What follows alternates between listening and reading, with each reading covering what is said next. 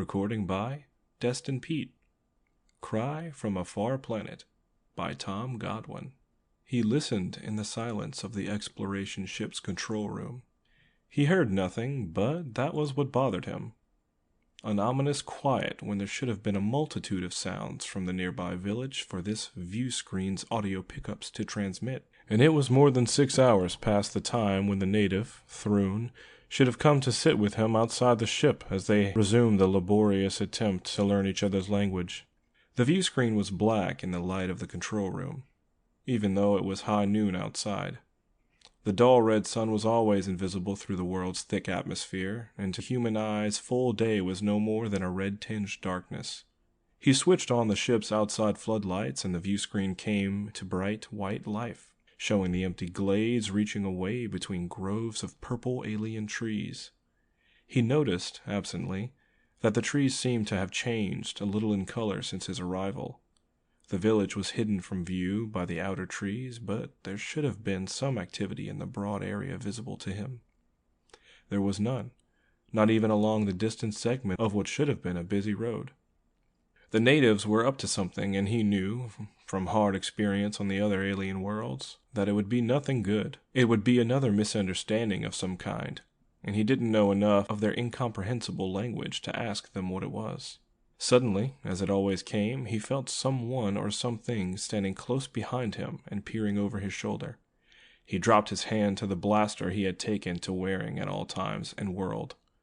Nothing was behind him. There never was. The control room was empty, with no hiding place for anything, and the door was closed, locked by the remote control button beside him. There was nothing. The sensation of being watched faded, and though the watcher had withdrawn to a greater distance, it was perhaps the 100th time within 6 days that he had felt the sensation. And when he slept at night, something came to nuzzle at his mind, faceless, formless, utterly alien. For the past 3 nights he had not let the blaster get beyond quick reach of his hand, even when in bed. But whatever it was, it could not be on the ship. He had searched the ship twice, a methodical compartment-by-compartment search that had found nothing.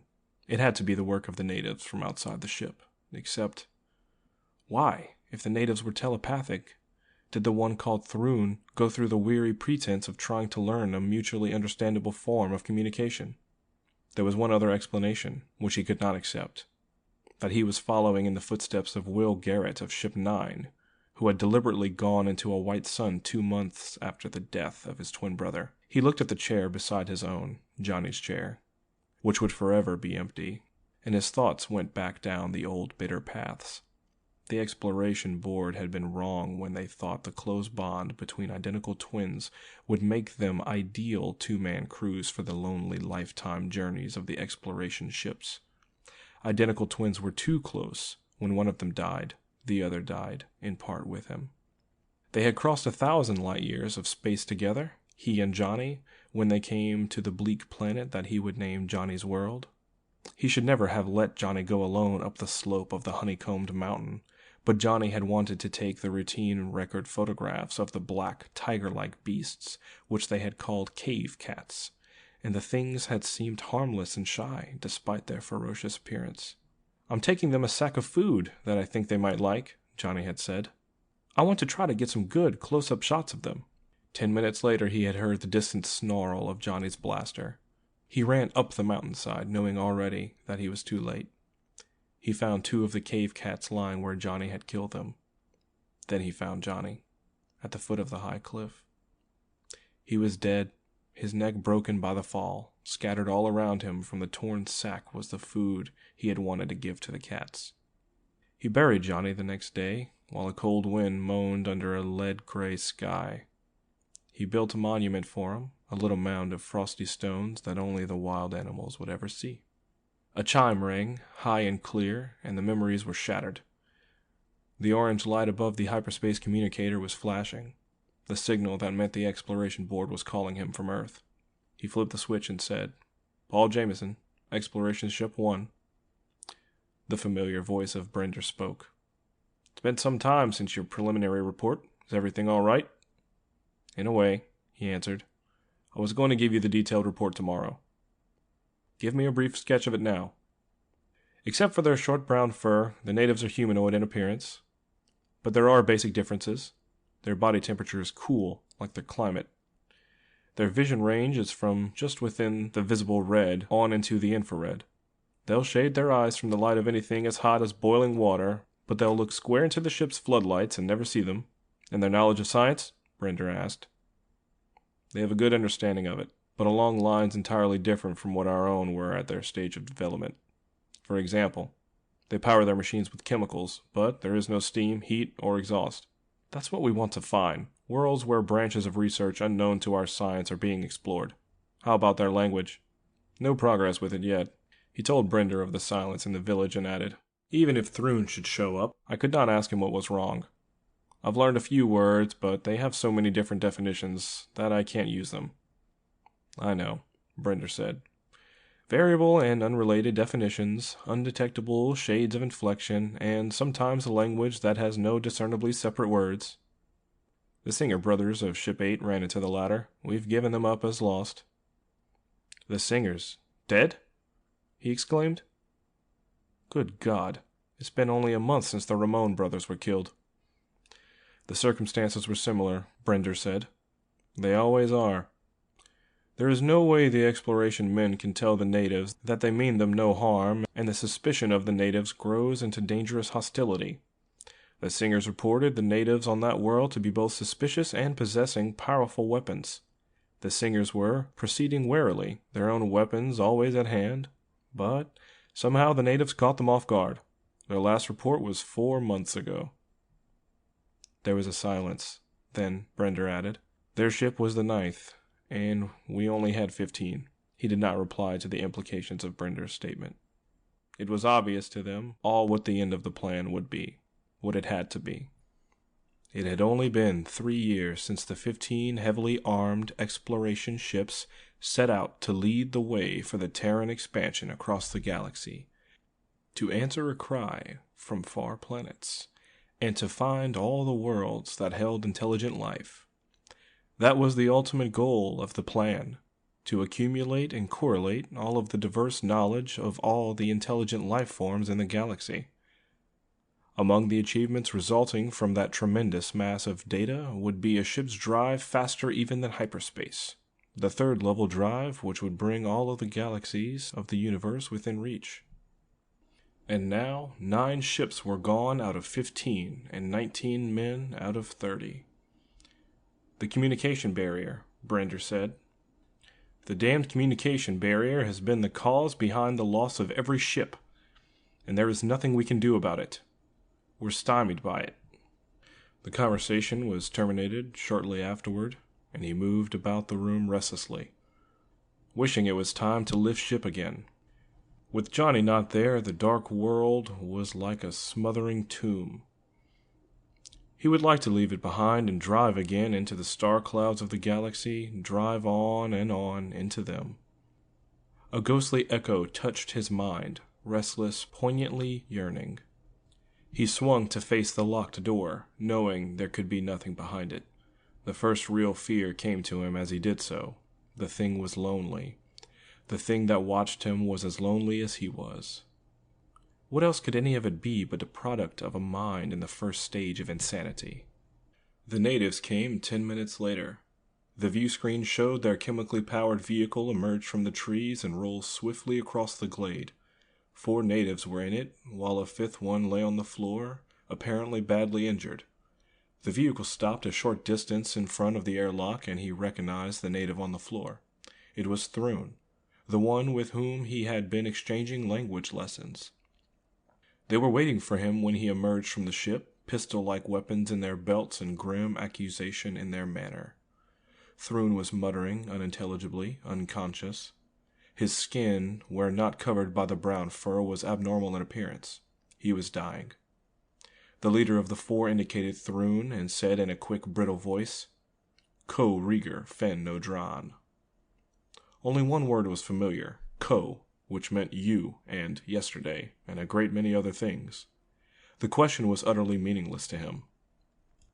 He dropped his hand a little nearer his blaster as the leader spoke again, a quick succession of unknown words that ended with a harshly demanding Kree San. Cree Sun meant now or very quickly. All the other words were unfamiliar to him. They waited, the grim menace about them increasing when he did not answer. He tried in vain to find some way of explaining to them he was not responsible for Throon's sickness and could not cure it. Then he saw the spray of leaves that had caught on the corner of the vehicle when it came through the farther trees. They were of a deep purple color. All the trees around the ship were almost gray by contrast, which meant he was responsible for Throon's condition.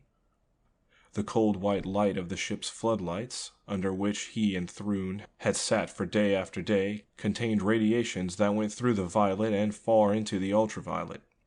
To the animal and vegetable life of the dark world, such radiations were invisible, short, and deadly. Throon was dying of hard radiation sickness. It was something he should have foreseen and avoided, and that would not have happened had he accepted old Throon's pantomimed invitation in the beginning to go with him into the village to work at the language study. There he would have used a harmless battery lamp for illumination, but there was no certainty that the natives were not planning to lay a trap for him in the village, and he had refused to go. It did not matter.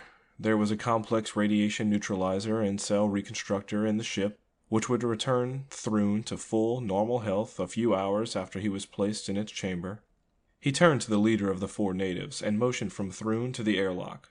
"Go, there," he said in the native language. "Brawn," the leader answered. The word meant no, and there was a determination in the way he said it that showed he would not move from it. At the end of 5 minutes, his attempts to persuade them to take Throon into the ship had increased their suspicion of his motives to the point of critical danger.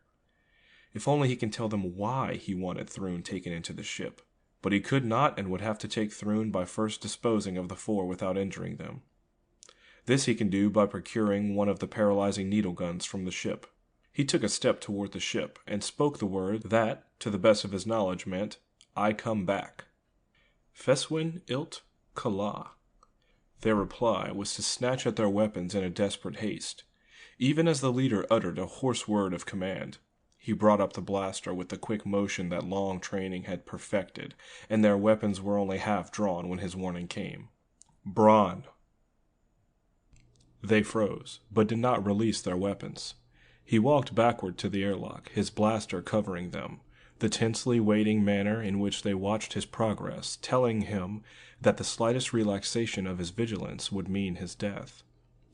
He did not let the muzzle of the blaster waver until he was inside the airlock and the outer door had slid shut.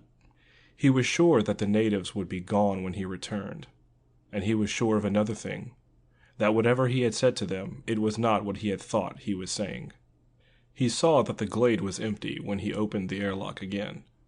At the same time, a bomb-like missile struck the ship just above the airlock and exploded with a savage crash. He jabbed the close button, and the door clicked shut barely in advance of 3 more missiles which hammered at its impervious armor. So that, he thought wearily, is that. He laid the useless needle gun aside. The stage was past when he could hope to use it. He could save Throon only by killing some of the others, or he could lift ship and leave Throon to die. Either action would make the natives hate and fear Terrans. A hatred and fear that would be there to greet all future Terran ships. That was not the way a race gave birth to peaceful galactic empire, was not the purpose behind the plan. But always, wherever the exploration men went, they encountered the deadly barrier, the intangible, unassailable communication barrier.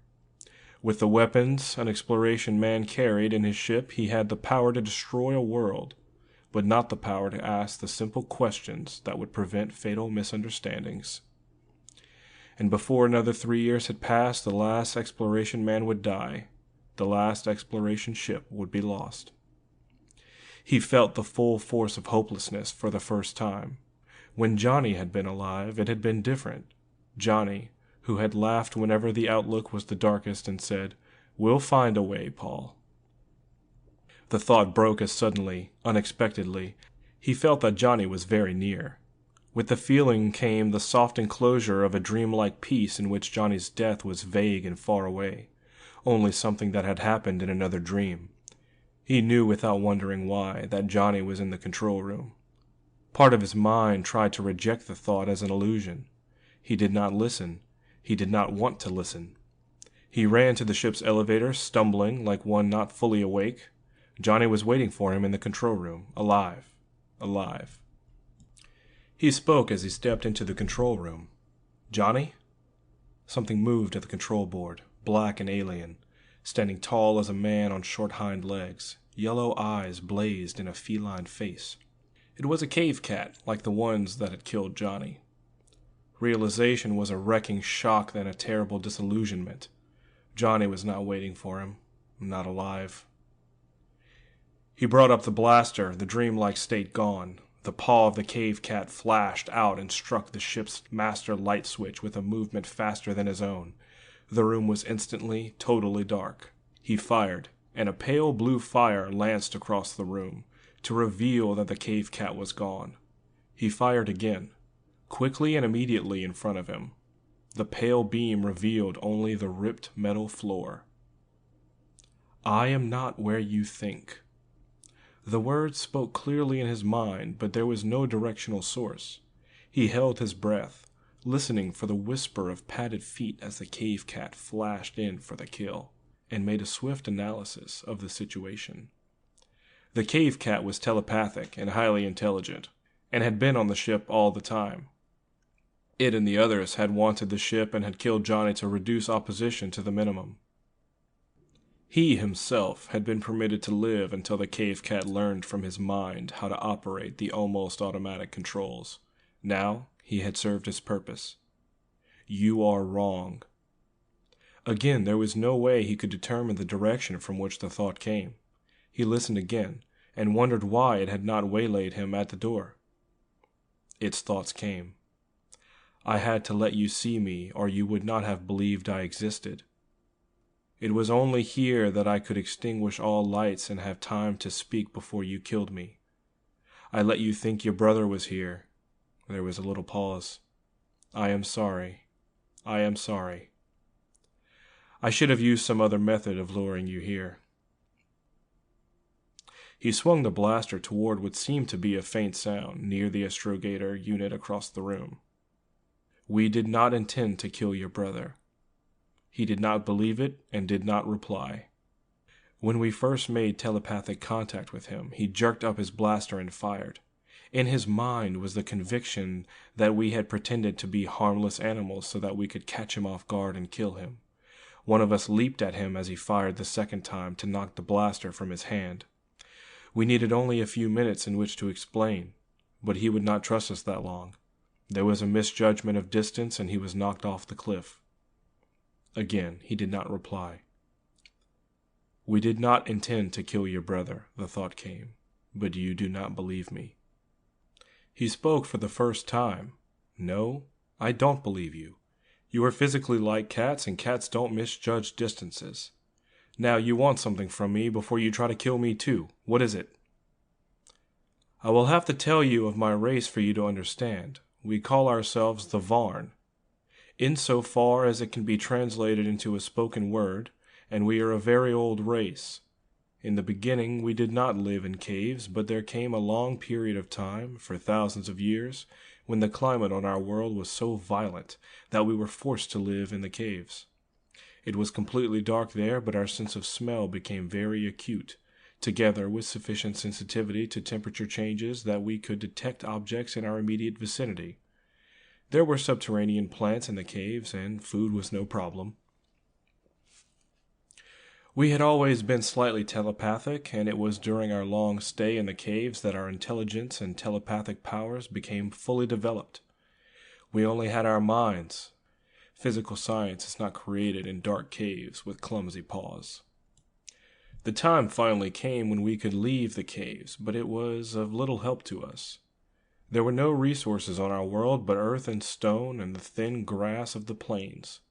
We wandered about the universe as we know the stars were distant suns because one of our own suns became a star each winter.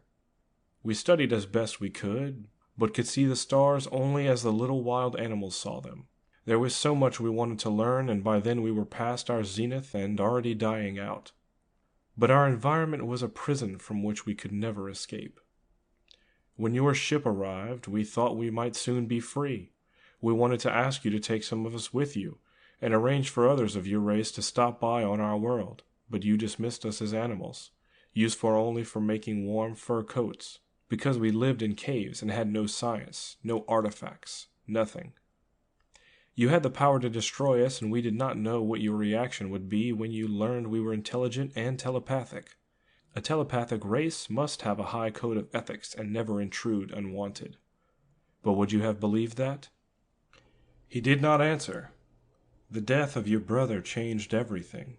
You were going to leave so soon that there would be no time to learn more about you. I hid on the ship so I could study you and wait until I could prove to you that you needed me. Now I can. Thrun is dying, and I can give you the proper words of explanation that will cause the others to bring him into the ship. Your real purpose, what is it? He asked. To show you that men need the Varn. You want to explore the galaxy and learn. So do the Varn. You have the ships and we have the telepathic ability that will end the communication problem. Your race and mine can succeed only if we go together. He searched for the true and hidden purpose behind the Varn proposal and saw what it would have to be. The long-range goal. You failed to mention that. Your ultimate aim. I know what you were thinking. How can I prove you wrong, now?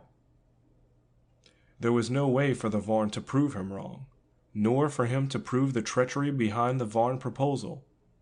The proof would come only with time, when the Terran-Varn cooperation had transformed Terrans into a slave race. The Varn spoke again. You refuse to believe I am sincere. I would be a naive fool to believe you. It will be too late to save Thrun unless we act very quickly. I have told you why I am here. There is nothing more I can do to convince you but be the first to show trust. When I switch on the lights, it will be within your power to kill me.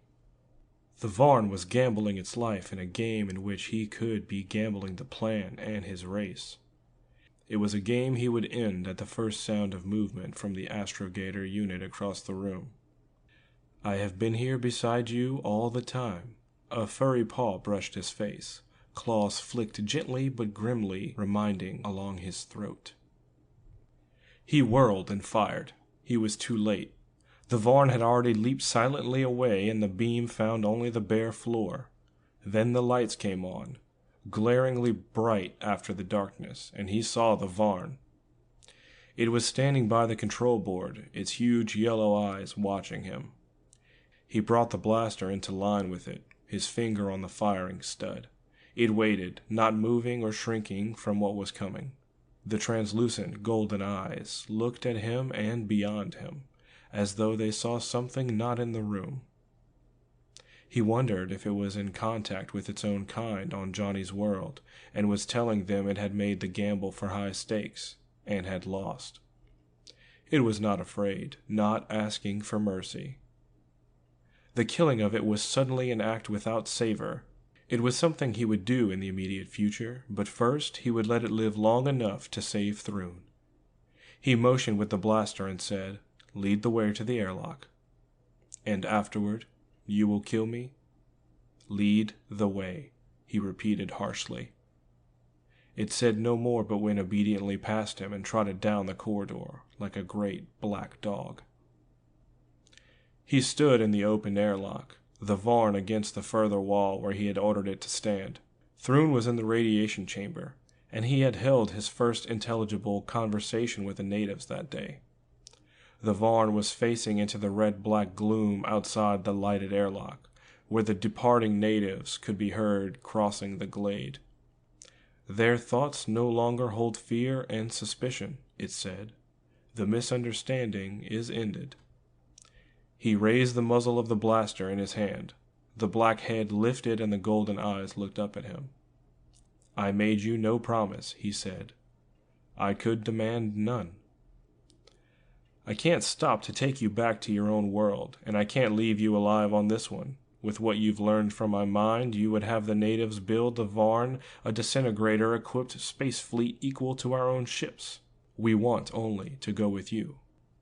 He told it what it wanted to know before he killed it, wondering why he should care. I would like to believe you are sincere, and you know why I don't dare to.